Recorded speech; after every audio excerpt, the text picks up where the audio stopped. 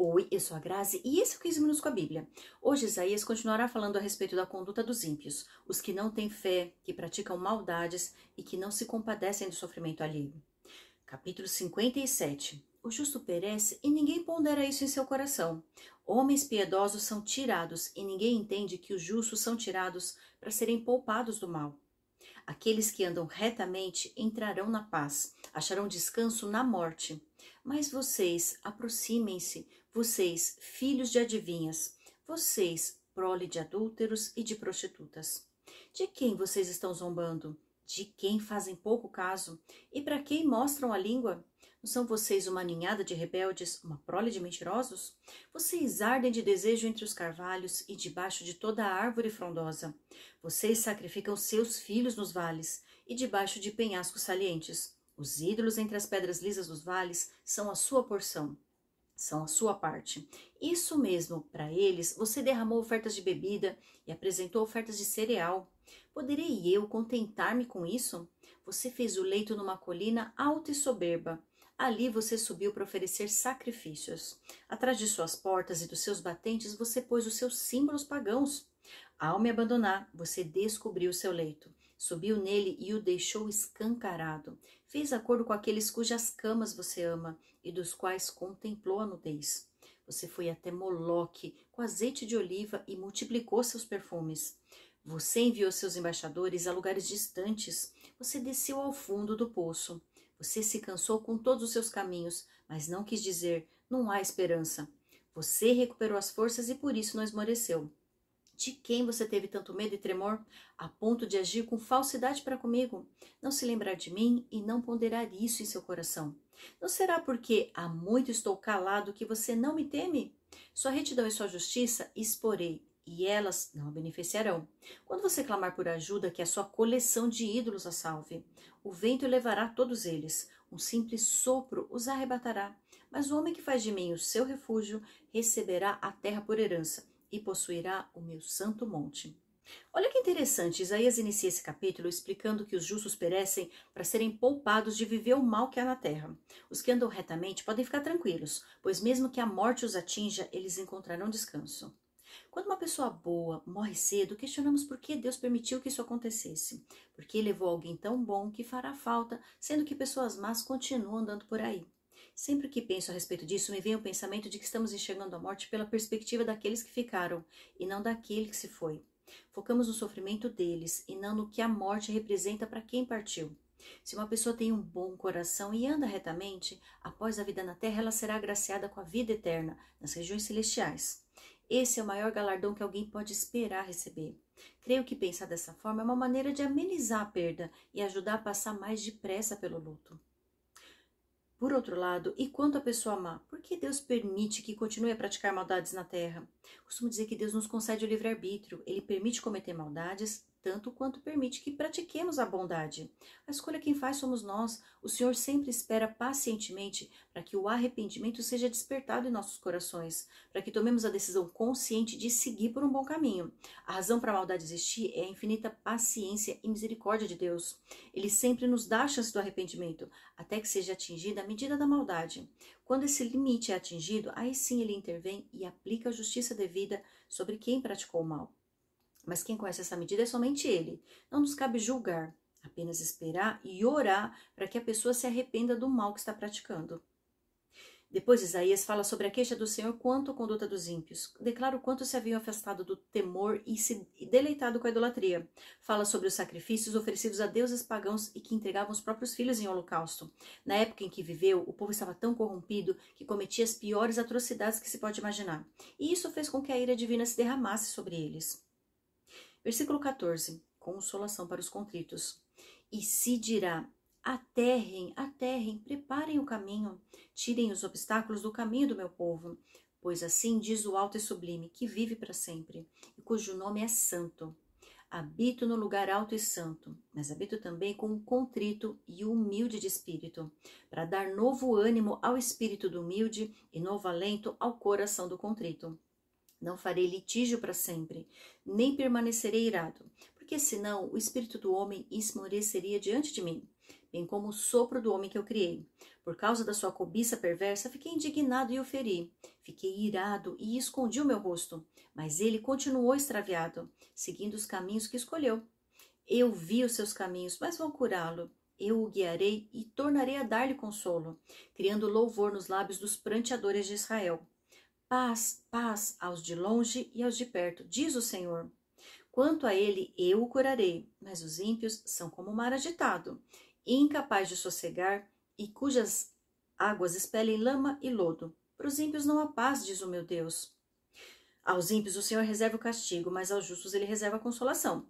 Embora habite nas alturas, nas regiões celestiais, o Senhor também se apresenta como um Deus de perto, um Espírito que habita no coração dos humildes e contritos. Embora sua ira tenha sido derramada por conta do pecado do povo, ele não permaneceria irado para sempre, e em breve traria novamente a paz aos justos. Capítulo 58. O verdadeiro jejum. Grite alto, não se contenha, levante a voz como trombeta. Anuncie ao meu povo a rebelião dele, e à comunidade de Jacó os seus pecados. Pois dia a dia me procuram, parecem desejosos de conhecer os meus caminhos, como se fosse uma nação que faz o que é direito e que não abandonou os mandamentos do seu Deus. Pedem-me decisões justas e parecem desejosos de que Deus se aproxime deles. Por que jejuamos, dizem, e não viste? Por que nos humilhamos e não reparaste? Contudo, no dia do seu jejum, vocês fazem o que é do agrado de vocês e exploram os seus empregados.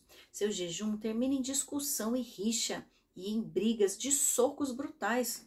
Vocês não podem jejuar como fazem hoje e esperar que a sua voz seja ouvida no alto. Será esse o jejum que escolhi? Que apenas um dia o homem se humilhe, incline a cabeça como junco e se deite sobre pano de saco e cinzas? É isso que vocês chamam jejum? Um dia aceitável ao Senhor? O jejum que desejo não é esse. Soltar as correntes da injustiça, desatar as cordas do jugo, pôr em liberdade os oprimidos e romper todo o jugo? Não é partilhar a sua comida com o faminto, abrigar o pobre desamparado, vestir o nu que você encontrou e não recusar ajuda ao próximo? Aí sim, a sua luz irromperá como alvorada e prontamente surgirá sua cura. A sua retidão irá diante de você e a glória do Senhor estará na sua retaguarda. Aí sim, você clamará ao Senhor e ele responderá. Você gritará por socorro e ele dirá: aqui estou. Se você eliminar do seu meio o jugo opressor, o dedo acusador e a falsidade do falar, se com renúncia própria você beneficiar os famintos e satisfizer o anseio dos aflitos, então a sua luz espontará nas trevas e a sua noite será como meio-dia. O Senhor o guiará constantemente, satisfará os seus desejos numa terra ressequida pelo sol e fortalecerá os seus ossos. Você será como um jardim bem regado, como uma fonte cujas águas nunca faltam. Seu povo reconstruirá as velhas ruínas e restaurará os alicerces antigos. Você será chamado reparador de muros, restaurador de ruas e moradias. Se você vigiar os seus pés para não profanar o sábado e para não fazer o que bem quiser em meu santo dia, se você chamar delícia ao sábado e honroso o santo dia do Senhor, e se honrá-lo deixando de seguir seu próprio caminho, de fazer o que bem quiser, de falar futilidades, então você terá no Senhor a sua alegria, e eu farei com que você cavalgue nos altos da terra, e se banqueteie com a herança de Jacó, seu pai. É o Senhor quem fala. Aqui Isaías faz uma crítica quanto à hipocrisia do jejum que era oferecido ao Senhor pelos falsos religiosos da época. Eles tinham o jejum como uma prática constante, mas não tinham entendimento sobre o que realmente representava.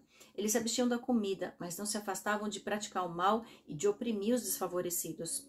Creio que mesmo hoje em dia o jejum ainda não é compreendido da maneira que deveria. Ele não é uma moeda de troca que usamos para fazer o Senhor realizar os nossos desejos.